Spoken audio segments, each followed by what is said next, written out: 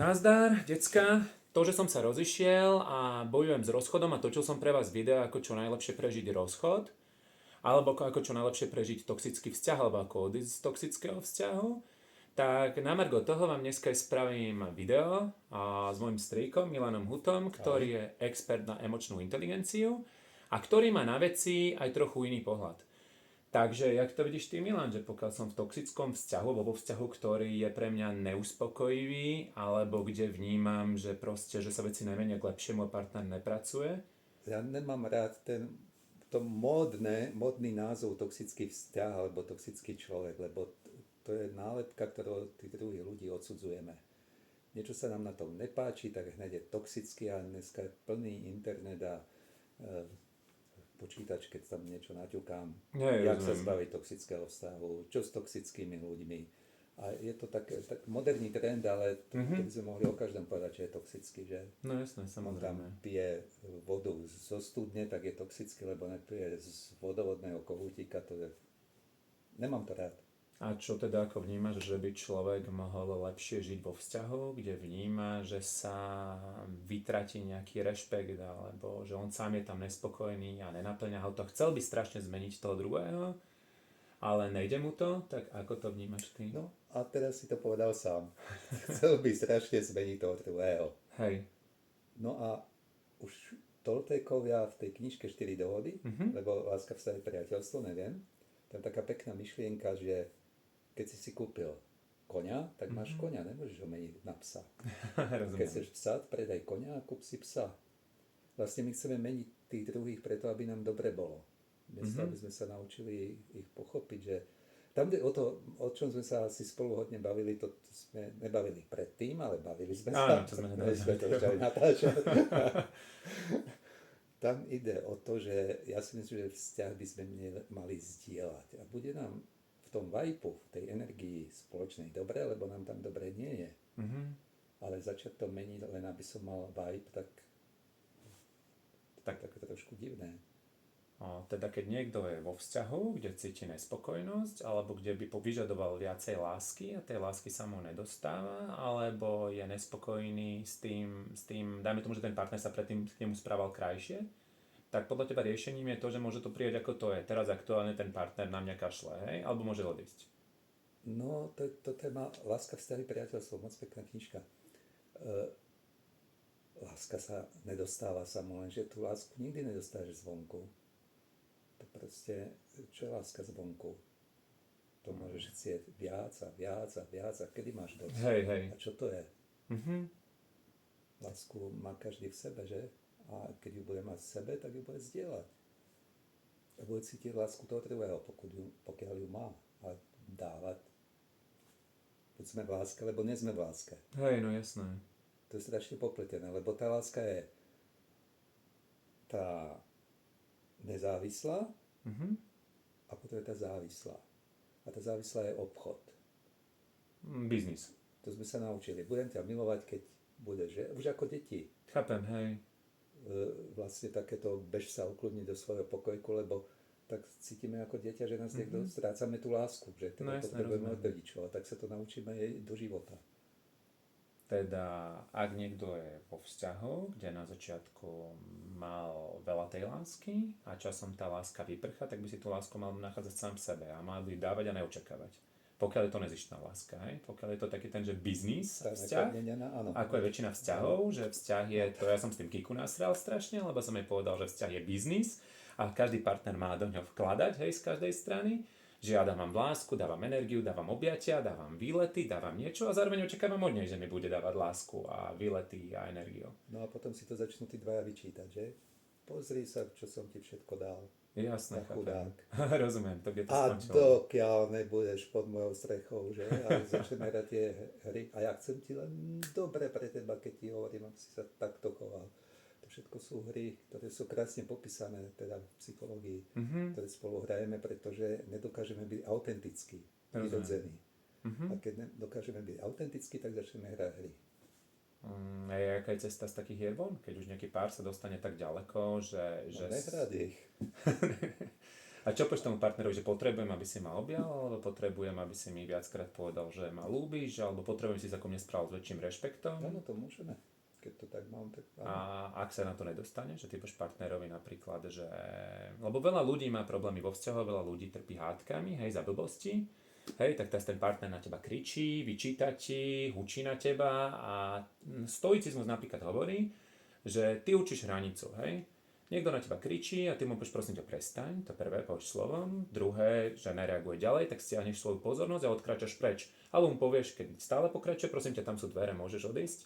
A ako by si to riešil v tej emočnej inteligencii ty? Neurofyziologicky on to moc nefunguje. Keď niekto už kričí, tak neurofyziologicky má prekrvenú amygdalu, to je ten orgán tu, čo má na starosti ten útok alebo obranu. A tá prekrvená amygdala sa neskľudní tým, že mu povieš ukludni sa, alebo bež sa ukludni. Ty len to vygraduješ, to máme skúšané vo vzťahoch. Jasné. No jasné. Ale neurofyziologicky to nemôže fungovať ani chemicky. O to ide. Ale skôr ide o to, že prečo volíme hnev a ten krik, keď chceme niečo dosiahnuť. Prečo to nie je emočne inteligentná komunikácia. Chápem, jasné, ale... A máme pocit, že tým niečo dosiahneme, ale čo tým dosiahneme? Deštrukciu akurát. Mňa strašne, môžem urobiť odbočku? Jasné, odboč, jasné, samozrejme. Však veľmi ma baví, v televízii dávajú každý týždeň, že vyšetrovanie leteckých katastrof. A to je veľmi zaujímavé, lebo x-krát sa tam objavilo, že to lietadlo havarovalo, 300 ľudí mŕtvych, len kvôli vzťahom medzi pilotom a kapitánom. A sa to vyšetrovalo, že prečo ten pilot 10 sekúnd mlčal. Lebo keby prehovoril, tak sa to nestane. Jasné, chápem. A nakoniec vyšlo najavo, že mlčal preto, lebo bol nasraný. Ego, chápem. Lebo ten kapitán neustále, ako tá manželka. Áno, chápem. Stále išla. A on to nezvládol. Tak mlčal. Chápem. A tak to malo taký následok. Takže pretože ja som zastanca toho, že krikom a hnevom nemôžeme meniť ten svet vonku. To nefunguje. Jasné, rozumiem. Ten svet vonku sa môže zlaknúť, môže sa báť, ako deti, že keď kričia na dieťa, on sa bude báť, ale nebude kreatívne, on neurobí to zmenu. On urobí len to, aby nebol znova krik. Jasné, chápem. A čo by si poradil teda tým ľuďom, ktorí sú v tom vzťahu? Teda manželka kričí už na muža, ten muž už začína vreť, už buplá, není stoik, hej, tak je nervózny, za chvíľu už bum, už buchne, už začne vrieskať na ňu.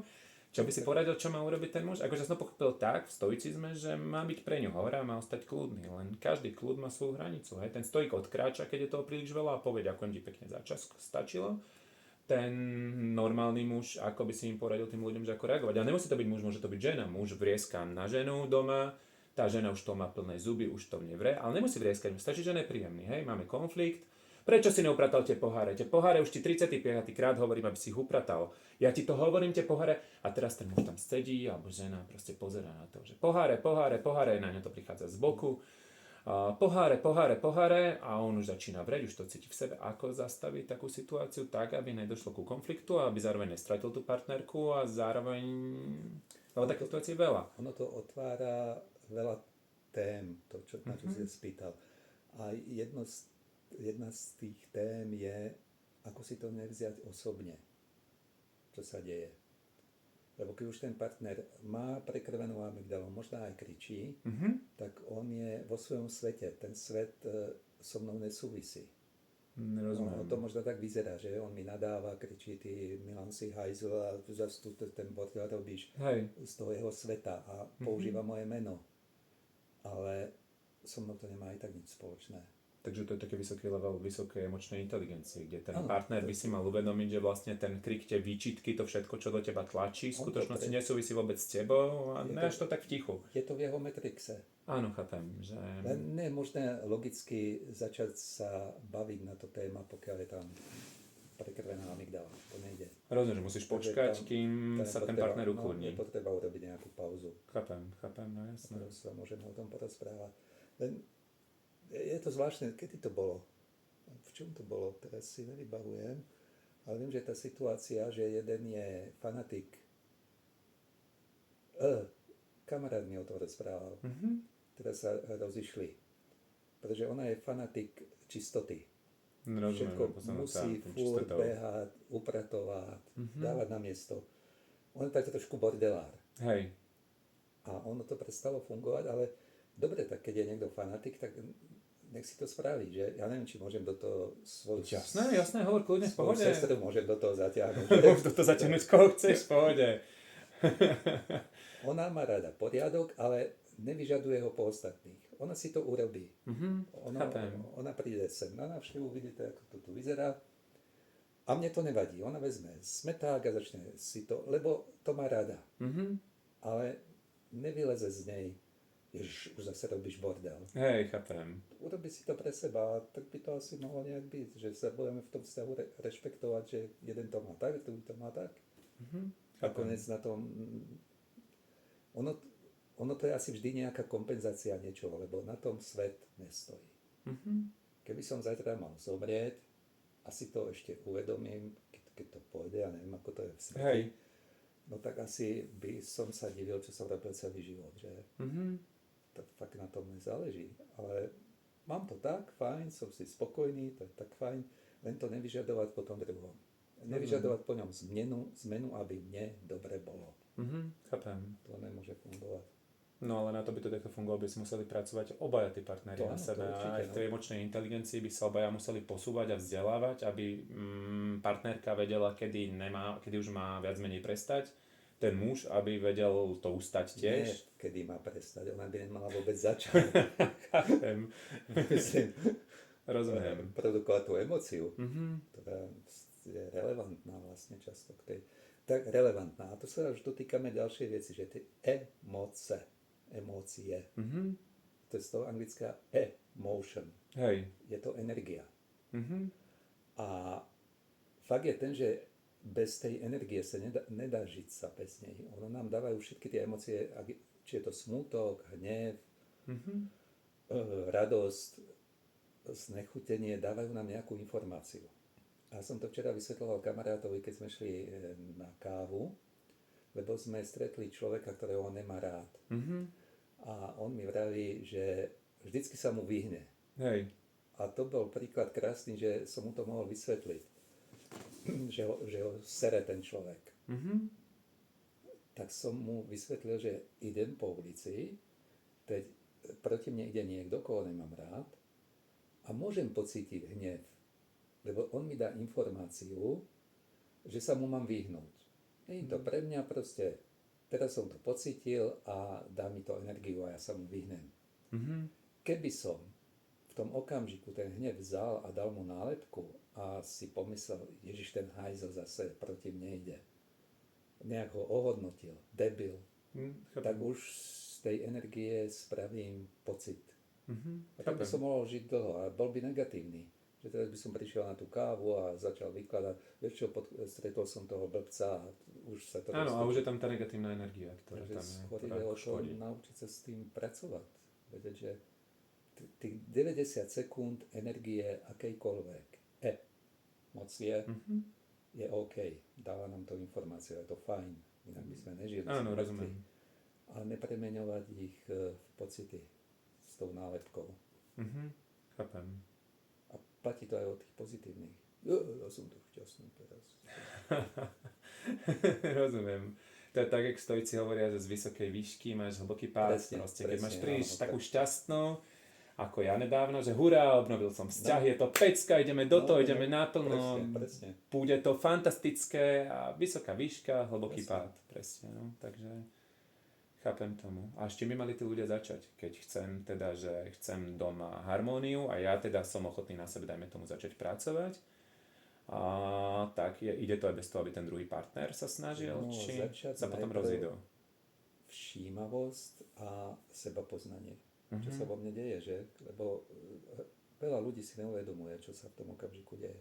Rozumiem. Čo prežívajú, takže to je prvý krok, čo ve mne prebieha. A že je to OK, len s tým nejak naložiť.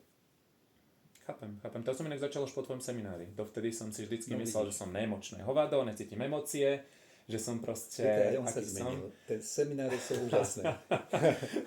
Menia životy. Áno, no ja potom v seminári som prišiel na to, že cítim emócie druhých, že keď som s partnerkou, ktorá je naštvaná, tak tá naštvanosť sa lepí na mňa, počas budem naštvaný aj ja. Pokiaľ cítim, že je smutná, tak som to mal vždycky potrebu napraviť, to som nerozumel tomu stoickému, že máš byť pre ňu hora, o ktorú sa ona opre a snažil som sa ju vždycky meniť, To že? je pekné, no. Lebo tie semináre, oni nie sú o informáciách príliš. Lebo prídu ľudia, oni vravia, ja na sebe pracujem, ja to viem už 20 Hej. rokov. Ale tá zmena nenastane, keď to nejde niekam ďalej. A je to zaujímavé, že to vieme tak, že to ide niekam ďalej. To je to, keď mi ty občas povieš, že to je už za hranou, za čiarou. Na mne nie, za mňa to nie je za čiarou. Lebo s tým hnevom. Niekto vraví, no ale predsa mám právo a je to hajzel a Hej, ja potom prídem treba s príkladom. Bola pani, dve malé deti, rozviedla sa s manželom a manžel, a to bolo v Čechách, Hej. a súd rozhodol, že si budú dávať na víkend deti. Tak prvý víkend, kedy mu mala odviesť deti, tak ona tie deti zabila. Čo? Zabila ich. No môže to byla deti. Fyzicky. Potrezala Ty kokos. dve deti. To je masakér. No a ty povieš, že je to masaker, je to za hranou. No to je strašné, no jasné. Ja ju chápem. Ona dokonca, keby prišla na terapiu, tak povie, no tak pán doktor, ja takové utrpenie, čo mi spôsobil ten hajzel, tak predsa mu tie deti nedám. Ja tomu rozumiem, že má taký matrix. To si ona odsedí. Nesúdim. Ale to je to, čo v tomto prípade je to samé, ako keď je to v malom. Že keď ja z toho Chápem, hnevu, že keď máš v malom... z toho hnevu urobím ten hajzel a mal by sa zmeniť, to je úplne nie v tom rozdiel, ja v tom nevidím rozdiel. Chápem. Že stále mám nejaký návyk, nejaký metrik, že chcem zmeniť ten svet vonku, aby mne bolo dobre. Takže na to, aby si napríklad vyriešil konflikt, hej, že mal som konflikt, kde proste je ti vyčítané, že si neurobil hento, neurobil si tamto, tak tomu, aby som to mne pomohlo aj tej danej situácii, je základ, že pochopím, že to nie je môj svet a neútočí na mňa, ale to je jej matrix a je to jej vlastne Pokiaľ svet. to hej. nebolo v práci, kde mám zmluvu, že to mám spraviť, to Áno, niečo jasné. iné, tak áno. Takže ty by si to riešil takýmto spôsobom, že keď nevyčíta napríklad, že si niečo neurobil, čo si ten človek, druhý partner očakáva, že by si mal urobiť, tak ty by si to sepadol takto, že však zmluvne sme nemali ošetrené. Chápem, no len to v tom partnerskom svete ide ťažko, vieš, to No, proste. veď, Tá áno, žena to- si myslí, že sú to väčšie mnohokrát, skúšky, alebo muž, než že v má práci, licenciu, muž si myslí, že má licenciu na to, aby mu každý večer žena robila večeru, Áno. žena zase si myslí, že má licenciu na to, pokiaľ aj bez toho, aby mužovi povedala, hej, že prosím ťa, pomôž mi, že čaká, že ten muž to urobí automaticky, hej, takže taký nedostatok komunikácie tiež často, že? Často áno, no. No, že ľudia nekomunikujú to, čo by chceli, tie svoje pocity a potom hnevy zbytočné. Možno aj to je, vidíš, z cesta, že ľudia by mali spolu viacej komunikovať, že To mali by určite. si povedať raz za čas si sadnúť a tento mesiac som od teba očakával, alebo chcem od teba, prosím ťa, pomôžeš mi, že mali by... Kedysi dávno pán doktor Plzák, on je už po smrti, známy sexuológ český, možno si niekto vybaví, možno niekto nie, staršia generácia si ho vybaví. Tak on vždycky vravel, že v tom partnerstve doma by mali mať takú cedulku a na tej cedulke bude napísané: Miláčik, teraz som veľmi nasraný a viem, že to nie je tvoja chyba, ale potrebujem sa s tebou o tom porozprávať.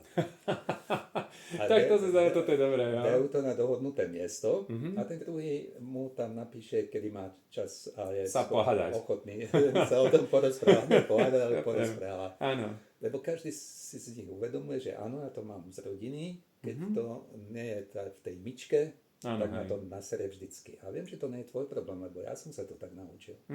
Ale chápem. chcem nájsť cestu, aby ten konflikt nebol. Tak poďme sa o tom porozprávať, ako to Jasné, budeme robiť. rozumiem. Rozumiem. To je... A čo si myslíš o môjom nápade? Ja som vymyslel, že ale nedodržiavali sme to v poslednom vzťahu, že mať raz týždenne hádaciu hodinu a tie hádky, ktoré vzniknú, tie konflikty sa vyriešia cez tú hádaciu hodinu. Že vtedy ľudia len, vieš, dovtedy vychladnú ľudia, nedojdu tam s tou emóciou, že poďme teraz, vyložme si to, len nedarilo sa nám to odložiť na hádaciu hodinu. Tiež sme vymysleli stopku, že keď sa povie stop, že prestaneme v konflikte, ale ani to sa nám ďalej nepodarilo realizovať. A ešte som vymyslel, že mať jedenkrát mesačne takú inventúru vzťahu, že raz mesačne si sadnúť spolu a povedať si, čo sa nám páčilo, čo sa nám nepáčilo. a že tam by sme prebrali tie veci, aby sa neopakovali, necyklili do budúcna. Vieš, že proste, tak tento mesiac som očakával od teba toto a toto, bol som z toho smutný, alebo proste toto by som chcel. Čo si o takom niečo myslíš? Môže byť, pokiaľ sa tí partneri naučia, že tá hádacia hodina je o mne, výrok ja. Áno, To chápem, znamená, ani ty. malo by to vyzerať tak, že ja sa tu cítim ako sluha, pretože ja, a teraz nie všetko, to je to generalizovanie, ale ja robím A, B, C, D, E a ja to cítim tak, že je to na mňa moc a o tom sa dá hádať. Áno, rozumiem. Nemalo by to byť tak, ty si lenoch, ty si ignorant, lebo to Áno, neútočíš do toho druhého. tými nálepkami sa nedostaneme k riešeniu. Chápem, rozumiem tomu. Pripraví sa zase amygdala.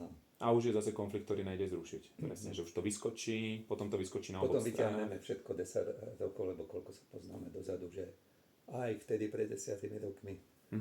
A vidíš, týmto sa dá, lebo ja som v poslednom vzťahu navrhol, že odpustiť si všetko, čo sa stalo do toho dátumu. Ide to, že partneri skutočne obaja reálne pristúpia k tomu, že si odpustia, nebudú vyťahovať minulosť, že proste si povie, že odteraz sme Bolo skončili. by to fajn, keby to dokázali. Hej, že obaja by museli chceť a išlo by to v takom prípade na oboch stranách, že obaja by sa rozhodli, že áno, tak tu je štart, správame sa odteraz k sebe naplno obaja pekne. Hej, že to by aj dokázali by to takí ľudia, že... Asi je dobré, dneska tú technológiu máme k tomu, ona nás možno učí.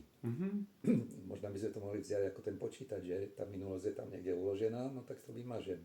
No jasné. A už to není na hard disk. A môžeš začať odznovu, hej? A dá sa to aj, keď sú tam nejaké zranenia, útoky, hádky, konflikty z minulosti, že vedia si ľudia obaja úprimne povedať, že áno, bolo to krásne, mali sme nejaké konflikty a začneme odznovu od teraz. No zranenia. Niekde som čítal takú peknú myšlienku, že na šťastné detstvo nie je nikdy neskoro. Lebo dvaja ľudia prežili nejaké detstvo rovnaké, No, a jeden je v pohode a šťastný a druhý si to stále ťahá so sebou, lebo tam má to baby. Áno, chápem. Má baby, že niekto mu ublížil. Lebo to nevidí ako... bolo to, že? Mal som sa u toho niečo naučiť. Hej, chápem. Buď som sa naučil, alebo to budem do smrti vyčítať tenkrát mi on niečo. No zbytočne si ťaháš za sebou zlú karmu a proste takú zlobu určito. Asi No. tak nejak. No. Takže ty si myslíš, že ide, že vo vzťahu Jasne, že partneri, to keď ide. sa... Tak vidíte všetci a tí, čo sa teraz hádate, čo máte konflikty, idete sa zabiť za hocičo, za poháre, za toaleťák, že ho partner nenastaví, za to, že nevynesol smeti. Dneska si môžete povedať, že dnes je ten deň, kedy začnete odznovu a vyskúšate tú šancu, že si odpustíte a idete od toho od nuly. A myslím, že kopcu ľudí by to asi pomohlo, či ne? No, pomohlo. Také Ešte to- doma iných veci s tým košom si mi pripomenul. Anička, koš je plný a čakám, že ho vyniesie, že? No jasné. Hej, miesto toho, aby sa zdvihol a vyniesol, chápem, no. Alebo aby som povedal jasne, čo potrebujem. A to sú také konflikty za hlúposti. To úplne, že a v manželstvách a vo vzťahoch sú tie hlúposti väčšinou najhoršie veci. Že ani ne to, že partner má rakovinu, alebo zomiera, alebo skutočne, že nejsú financie. Že mnohokrát v tých fungujúcich pároch je najväčší konflikt hlúposť. Áno. Ty si mi nepomohol, keď som to čakala, bez toho, aby som ťa o to požiadala. Ty si nevyniesol smeti, ty si nezaparkoval auto, ty si hlúposti proste. Kedy človek možno tú svoju frustráciu a ten svoj hnev vybije cez nejaký nezmysel, ktorý si vymyslí. Ono tiež pán Plzák popísal tie potreby vo vzťahoch. A u mužov je to osta nesta a u žen je to popovýpo. Nepočul si? Nepočul som to nikdy. Často robí tie problémy. Ja skúsim s tou ženou, lebo teraz si o tom rozprával. No, hovor, jasné. To vypo je vycítiť potrebu. Žena čaká, že ten chlap vycíti tú potrebu. Áno, že niečo chce, hej. Ale on ju nevycíti. A teraz prečo dochádza k tým konfliktom? Ja sa zviním k tým ďalším dvomi. No, ešte osta. Údajne to chlapi majú a asi to majú. Je obdiv stále. On potrebuje od partnerky ten obdiv. Áno, to som čítal, že muž je šťastný, keď žena mu hovorí, aký je šikovný, ako to dokázal, aký je, že tým si Presne, žena získava to presne. srdce muža. Protože keď ho nebude Tým obdivovať, obdivom. on začne obdivovať niekto iný. Áno. A teraz to, čo na seminároch počujeme často, tie konflikty, ktoré vznikajú. Ten chlap je akože uťahaný, príde z práce, domov, otvorí dvere a ona na neho spustí. Vieš čo, dneska ten náš Honzík v tej školke a blá, blá, blá, blá, blá. Takže sa mu posťažuje, čo robil Honzik v školke. No jasné, hej. Čo urobí múdry chlap v tom okamžiku? Musím sa zamyslieť, čo by urobila Hora. Počkaj, ty kokos. Hora vypočuje No. ženu, vypočuješ, pochopíš No. a zvádzaš. To je stoické riešenie. To je stoické. A normálny chlap, bežný, keď dojde domov, tak si povie medzi dverami, do riči zase otravuje, teraz som došiel uťahaný z práce, nie to na mňa vrhla. To je taký ten Taký ten extrém. múdry chlap No, daj. jej poradí, že? Aha. Pretože on má tú logiku. Ale najprv musíš vypočuť. Lebo základ so ženou vie vypočuť. Vypočuje ženu, a presne, poradí. no. Áno, Povie, hej. vieš čo, tak bež do tej školky a bla bla bla bla bla poradí. A chápem, hej. A čo sa stane v následujúcom kroku? No, získa si priazeň tej ženy? Ne. Ne? Ona povie si totálny debil. Vážne? Ona vôbec nepočúvaš. Áno. Lebo No. a to sú tie dve potreby. Hej. Nesta u chlapa. Mhm. To je ešte z praveku, lebo vtedy úlohou chlapa bolo čo? Uloviť mamuta, No, dojsť domov pritiahnuť do jaskyne No. a bolo jedlo na mesiac. Hej. A teraz ešte pozor, čo ten chlap celý ten mesiac robil, lebo to jedlo tam už bolo, on si splnil. Sedel, čumel do ohňa a doplňoval tekutiny. Hej. Takže, jak to je v dnešnej dobe, že? No. A poradí, Mhm. lenže u ženy tá potreba popo je posedieť a pohovoriť si. Posedieť a pohovoriť si s chlapom. Ona Rozumiem. nechce riešenie. Áno, tu som sa stretol, že žena nestojí o tvoje riešenie, keď No, ju chrstneš, lebo to to som najviac mal problém na v sebe. minulosti. Presne, No. došiel som, urob to takto. A to, čo cítiš z tej ženy, že žena je nakoniec vytočená, že ty si našiel hneď riešenie. A z toho Presne. praveku to nestá. Aha.